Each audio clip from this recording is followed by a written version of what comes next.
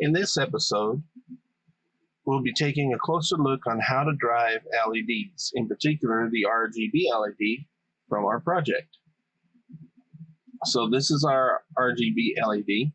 It has 4 legs on it.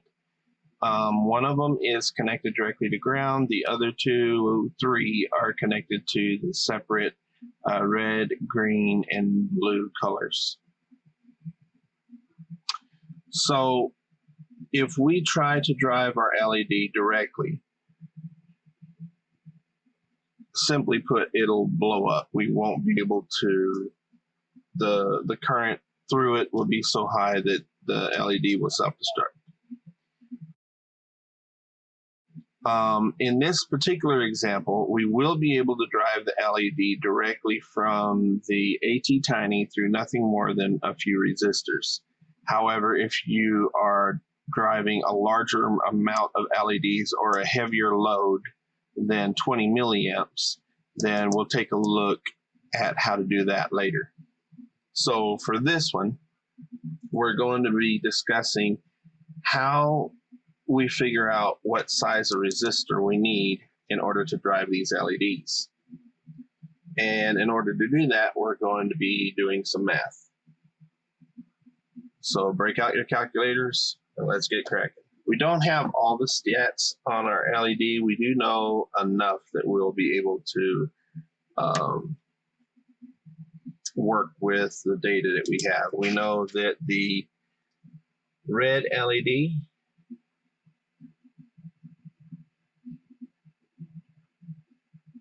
blue and green LEDs have the exact same stats.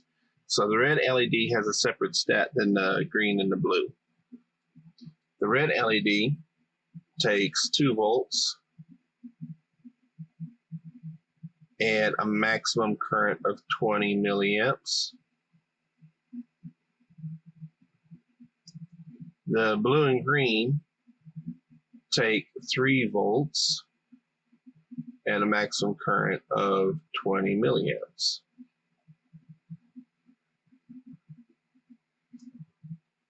That should be enough to come up with what we need for the resistor values. So in order to find a resistor value, you take, and I'm going to do this the long way around. So we know that we're going to be sourcing 5 volts. That's what's going to be coming off of the AT-Tiny. So 5 volts, and in the case of the red, we're going to subtract the voltage of the LED it takes to drive it. In this case, it's going to be 2 volts. That gives us 3 volts. So we got 3 volts, and we're going to be dividing that into the milliamperes. Now, a milliamp is 0.001. That would be 1 milliamp. But we're not working with that, so we're working with 20 milliamps. So instead, it would be 20. But again, we don't want to drive the LEDs at their maximum value because you'll get a lower life expectancy out of them. And personally, I don't think you need the LED quite that bright. So we're going to change that to 3/4 of the way, which is 15 milliamps. And that comes up with 200. So writing it out, you're going to look like this. You take your voltage minus the LED voltage divided by milliamps, and I did it in decimals, so it would be over I. When you write it out, it's going to look like this. 5 minus 2 over 15, or 0.015. And that equals 200. Now that's 200 ohms, by the way. So let's do this again, but this time we'll use the 3-volt one. So let's clear everything. We got 5 volts minus 3 volts equals 2. divided by 0.015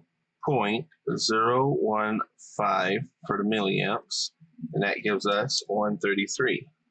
So it's going to require a 133 ohm resistor for here.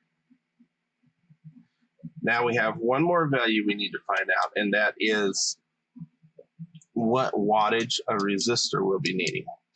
So to find that out, we need to take the voltage drop of the resistor, and we'll do BG first. It's 2 volts, so 2 volts times the amount of amperage that we're going to be pulling through. In this case, it's going to be 0.015, and that gives us less than a tenth of a watt, so 3 milliwatts, 30 milliwatts. So a 1/8 resistor would be more than enough. 1/8 of a watt. Yes.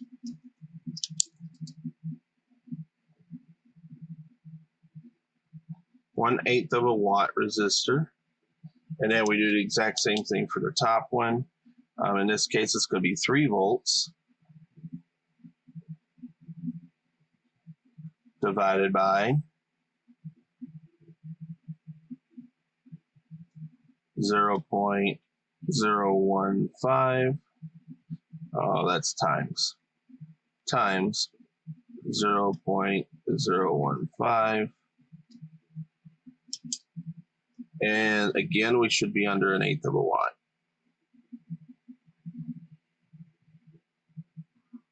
So now we have some values to put in. On our sheet, we can now enter that we will call this one red. So we got resistor 1, 2, and 3. So R1, R2, and R3. And we can list them down over here.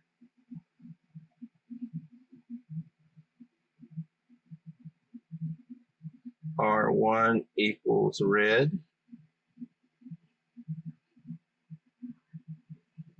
And we can put the value down. 200 ohm.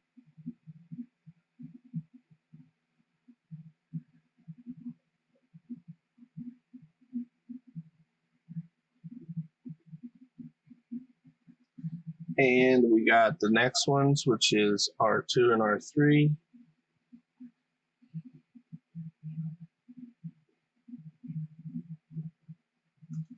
And that's going to be blue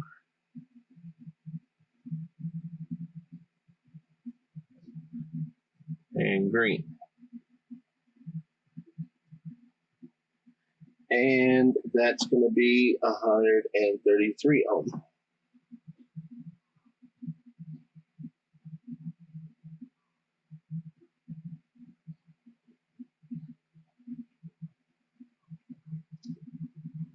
So now we have the values for these resistors. Now, the interesting thing is regardless, the numbers stay the same, regardless if you're powering these directly from the AT-Tiny, or if you decide to power them from a transistor or a 5-volt battery, just no switching or nothing, just directly stick it to a 5-volt battery. The numbers here will stay the same as long as the voltage is the same, as long as the calculations hold the same. So this is good for a 5-volt. What if, just out of curiosity, what if we was to power this off of the 12-volt rail?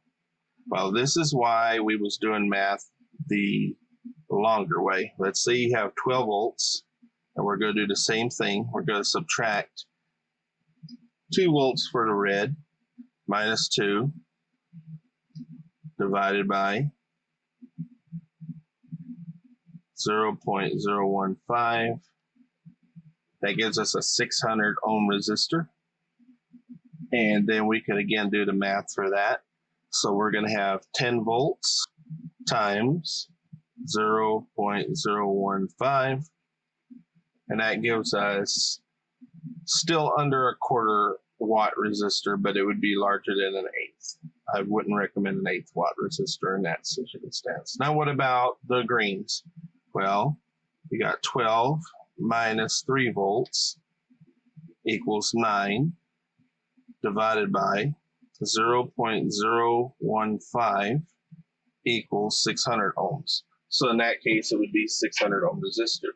And you can do this with any scaling that is of a voltage that you know. So let's say 110. 110 volts minus 2 volts equals divided by 0.015, and that brings us to a 7K resistor. You'd probably call it an 8K. And then if you do the exact same thing, 110 minus 3 divided by 0.015. Again, we're looking at about an 8K resistor, not much difference in that.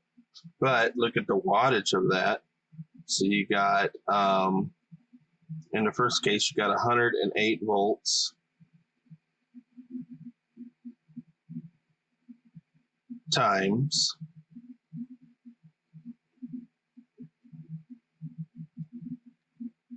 our amperage, and that's a 1.5 watt resistor. So you'll be generating a lot of heat off of that resistor by dropping the voltage from 108 volts down to the actual voltage you need. So that ought to get you started on being able to calculate for LEDs resistors. In our next episode, we'll look into what if the LEDs require more amperage than your source, or what if you have more of them than what your source can sink.